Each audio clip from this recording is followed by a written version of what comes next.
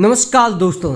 सन 1628 से 1658 जब शासन था मुगलों के पांचवें सम्राट और मुगल सम्राट जहांगीर के तीसरे पुत्र शाहजहां का, जिसे असल में खुर्रम के नाम से जाना जाता था, लेकिन इनकी बादशाहियत से खुश होकर इनके पिता जहांगीर ने इन्हें नाम दिया था शाहजहां, जिसे किंग ऑफ द वर्ल्ड कहा जाता है। इनका जन्म 5 जनवरी 1592 को लाहौर में हुआ था और 1628 को मुगल सल्तनत की गद्दी संभाली। युद्ध कला में काफी माहिर और डिप्लोमेसी के लिए जाने जाने वाले शाहजहां ने अपनी छोटी सी उम्र में कई युद्ध जीते और कितने राज्यों को सल्तनत में मिलाया। अगर इनके निजी जीवन का बात करें तो इतिहासकारों के अनुसार शाहजहां ने 14 शादियां की थी, लेकिन उन सभी में से शाहजहां को सबसे ज्यादा मोहब्बत मुमताज महल से थी, जिनसे शाहजहां को 14 बच्चे हुए थे, जिनमें 8 लड़के और 6 लड़कियां थी। वैसे इनके 14 पत्नियों में से 3 पत्नियां ऐसी थीं जो इनकी चीफ वाइफ में से आती थी, लेकिन उन सभी में से सबसे ज्यादा अफेक्शन और अट्रैक्शन इन्हें मुमताज महल से ही था। हालांकि ऐसा भी कहा जाता है उस जमाने में इतनी शादियां असल में पॉलिटिकल अलायंस की वजह से किया जाता था। अगर आज मुमताज महल ना होती तो शायद दुनिया का ये 7वां वंडर में शामिल ताजमहल भी ना होता। खैर, मुमताज महल जिनका जन्म आगरा में सन 1593 ईस्वी में हुआ था और इनका नाम अंजुमन बानो बेगम था, जो आसफ खान की पुत्री थी। और आसफ खान एक नोबल पर्सन थे जहांगीर के शासनकाल में उनके कोर्ट में शामिल कुछ खास अधिकारियों में से एक।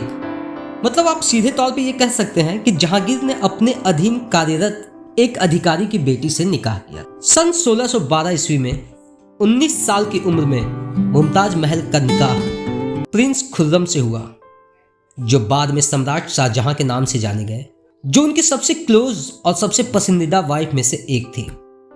मुमताज महल अपने स्मार्टनेस, अपने इंटेलिजेंसी और ग्रेस के लिए भी जानी जाती थी, और वह अपने पति उर्फ शाहजहां के एक खास एडवाइजर में से थी, जो काफ़ी स्किल्ड डिप्लोमेट के साथ साथ एक स्किल्ड एडवाइजर भी थी।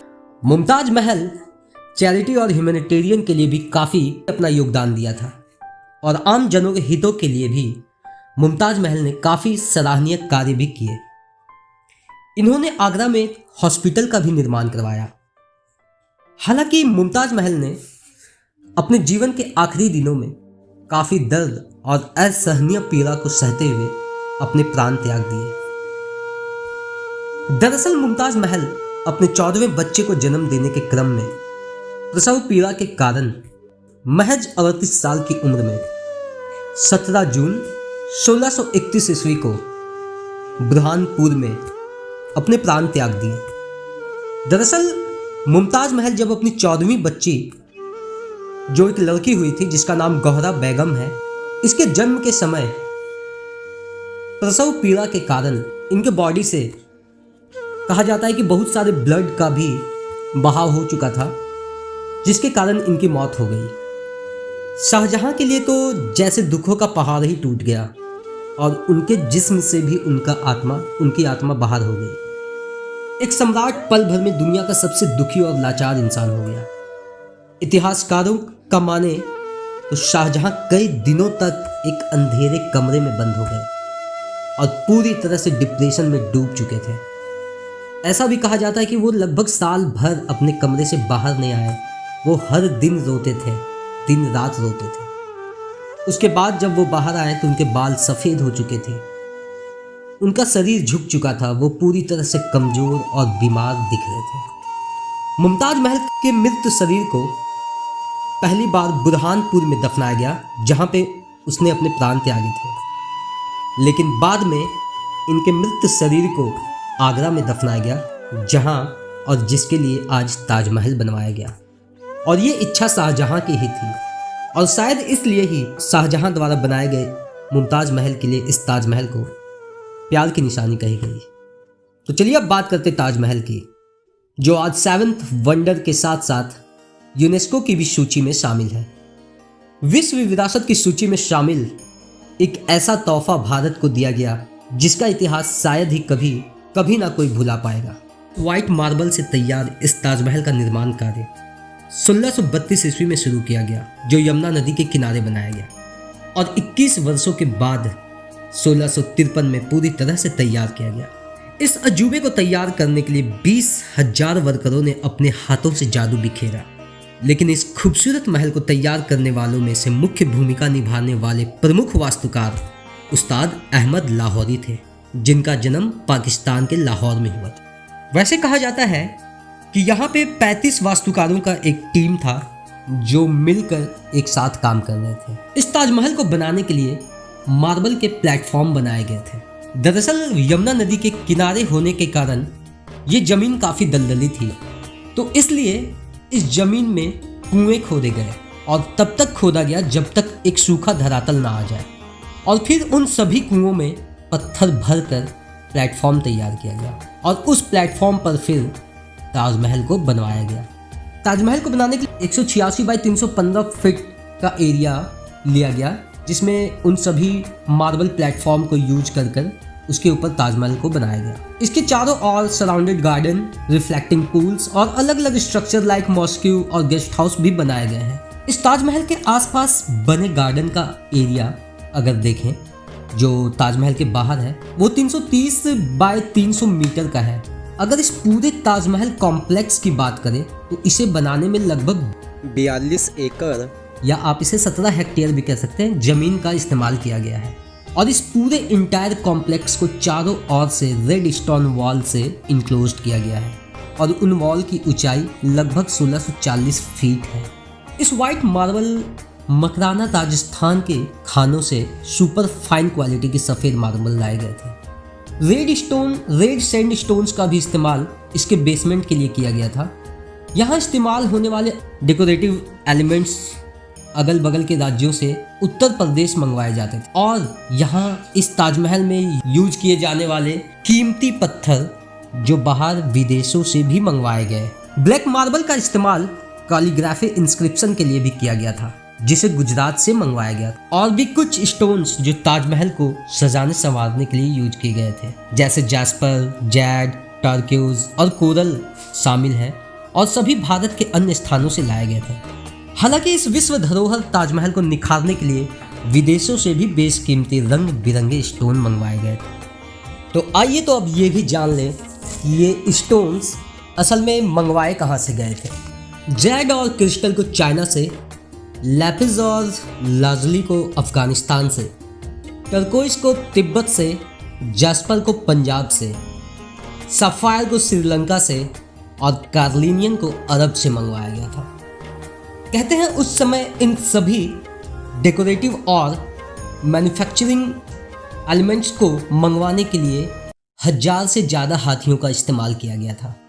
ताजमहल के दीवारों की नक्काशी इटली के कारीगरों से सीखी गई थी और उज्बेकिस्तान के बुखारा से संगमरमर को तराशने वाले कारीगर लाए गए थे। कैलीग्राफी के लिए ईरान के अब्दुल हफ सिराजी द्वारा और पत्थरों को तराशने के लिए बलूचिस्तान से कारीगरों को बुलाया गया था। अब्दुल हफ सिराजी जो ईरान से थे, ये कैलीग्राफी के लिए काफ़ी माहिर माने जाते थे और ताजमहल पे हुई कैलीग्राफी का श्रेय इन्हीं को जाता है।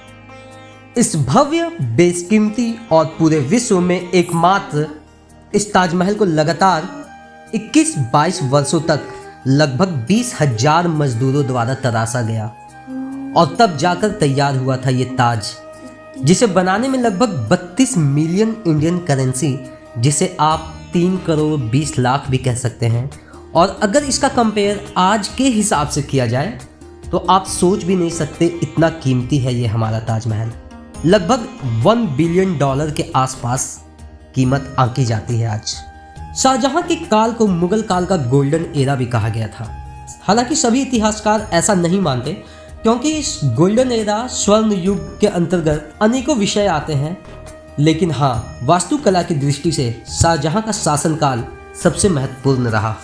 शाहजहां ने लाल किला, जामा मस्जिद जैसे और भी प्रमुख भव्य निर्माण करवाए थे।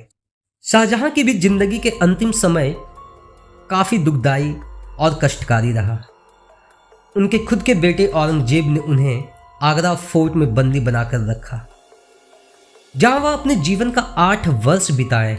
और इतिहासकारों का माने तो कहा जाता है कि औरंगजेब ने ही शाहजहां को जहर देकर मार डाला था। और इस तरह 74 वर्ष की आयु में 22 जनवरी 1666 ईस्वी को एक स्वर्ण युगी पुरुष का अंत हो गया और इनकी मृत्यु। सन 1983 ईस्वी को ताजमहल को यूनेस्को के वर्ल्ड हेरिटेज साइट्स में शामिल कर लिया गया, जो कि मुगल आर्किटेक्ट के एक बेहतरीन नमूनों में से एक है, जिसमें इंडियन, पर्शियन और इस्लामिक किस्म का एक मिश्रित रूप देखने को मिलता है। और अब आज की तारीख में इस ताजमहल को ASI archaeological survey of India द्वारा संरक्षित किया जाता है, जो कि एक गवर्नमेंट बॉडी है और जो रिस्पॉन्सिबल होते हैं conservation and preservation of cultural heritage and monument of India के। ताजमहल की पूरे देख रेख, यहाँ तक कि एंट्री फीस, टिकटिंग और साफ सफाई से लेकर हर एक चीज़ों की जिम्मेवारी ASI के ही हाथों में है। तो मल्लिकाए जहां, जिसे क्वीन ऑफ द वर्ल्ड कहा जाता है, और इनकी याद में ये जो ताजमहल बनाया गया था, इसको लेकर कुछ विवाद भी हाल के दिनों में सामने आए। कुछ लोगों ने ये बहस छेड़ दिया था कि ताजमहल एक शिव मंदिर है और जिसका असली नाम है तेजो महाल्या। इस बहस के अनुसार इस ताजमहल को शाहजहां ने नहीं बनवाया था, इसे बनाया गया था राजा परमारदी देव के द्वारा 13वीं सेंचुरी में, और उसके बाद इन्होंने मान सिंह को सौंप दिया और फिर मान सिंह के पोते जय सिंह ने इसे शाहजहां को बेच दिया। लेकिन इस ताजमहल का मंदिर होने की बहस को सुप्रीम कोर्ट ने सिरे से खारिज कर दिया। एक बात और अक्सर सुनने को मिलता है कि इस ताजमहल को बनाने वाले 20,000 सभी कारीगरों के हाथ कटवा दिए गए थे, जबकि ऐसा कुछ भी नहीं था। इसका कोई प्रमाण इतिहास में नहीं मिलता। उल्टा ये कहा जाता है कि शाहजहां ने सभी कारीगरों को भारी रकम अदा किया था और ये कहा था कि भविष्य में ऐसे खूबसूरत और सुंदर दूसरा कोई निर्माण न करे। इस ताजमहल में 22 कमरों का भी एक रहस्य अक्सर आप सभी को सुनने को मिलता होगा, लेकिन असल में ये कमरा है ही नहीं। ASI द्वारा इन सभी बातों के जवाब देते हुए सभी कमरों का फोटो, इमेजेस अपने साइट्स में डाल रखे हैं। अगर आप में किसी को भी देखना हो तो आप वहां इजीली देख सकते हैं। दरअसल ये 22 दरवाजे ये 22 कमरे में नहीं लगे हुए हैं, ये अंदर से एक कॉरिडोर है जो इस ताजमहल के स्ट्रक्चरल मॉन्यूमेंट का एक हिस्सा है, और उन कॉरिडोर में 22 अलग अलग दरवाजे लगाए गए हैं। हालांकि इन कमरों को इसलिए बंद रखा जाता है क्योंकि इस कॉरिडोर के अंदर टूरिस्टों के लिए देखने को कुछ भी नहीं है, और ASI का कहना है कि इसे अननेसेसरी खोल कर रखा जाना ताजमहल मॉन्यूमेंट के लिए अच्छा नहीं है। तो ये थी दोस्तों ताजमहल के बारे में कुछ रहस्यमयी और अनजाने ट्रुथ जो शायद आपको नहीं पता होंगे, या कुछ बातें आप जानते भी होंगे। अगर आपको हमारा ये वीडियो पसंद आए तो प्लीज़ लाइक और शेयर ज़रूर करें। Thank you.